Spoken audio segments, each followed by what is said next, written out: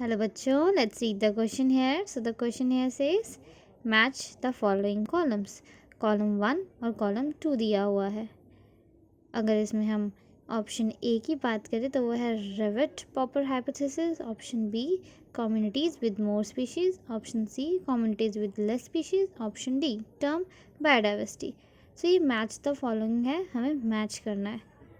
Before discussing the question, let's first talk about the key concept that is used in this question. So the key concept used here is biodiversity.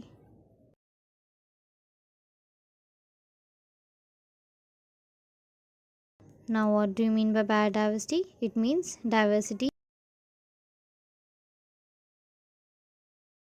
in life forms. अगर हम biodiversity बोले तो ये term Edward Wilson ने दिया था, जो एक सोशियोबायोलॉजिस्ट है.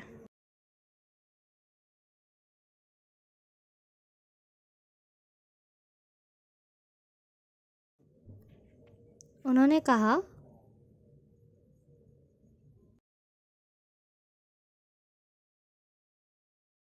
more the communities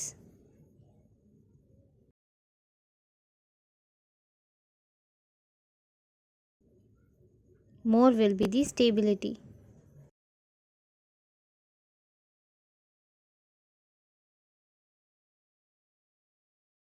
And less the communities,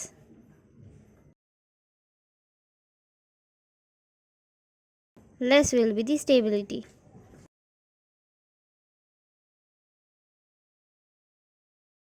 So more the species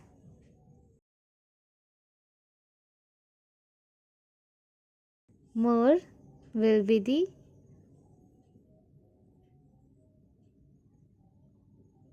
interaction.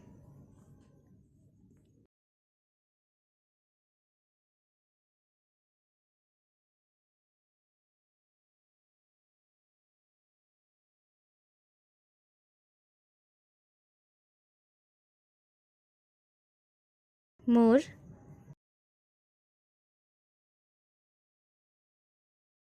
The stability. जितनी स्पीशीज़ होगी उतनी ही इंट्रैक्शन होगी, और जितना इंट्रैक्शन होगा उतना ही स्टेबिलिटी होगा. सो अगर हम क्वेश्चन पे जाएं तो पहला है रेविट पॉपर हाइपोथेसिस. अगर हम इस हाइपोथेसिस की बात करें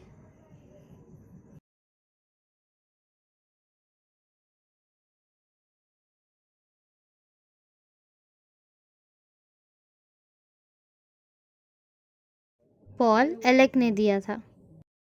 इस हाइपोथेसिस में उन्होंने कीस्टोन स्पीशीज़ को एक्सप्लेन करने के लिए ये हाइपोथेसिस दी थी, जिसमें एरोप्लेन को इकोसिस्टम के इक्वल रखा था, रेविट्स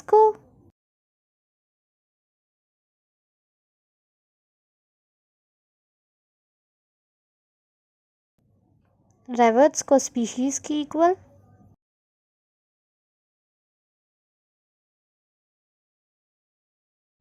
विंग्स पे लगे हुए राइवर्ट्स को उन्होंने कीस्टोन स्पीशीज़ कहा था.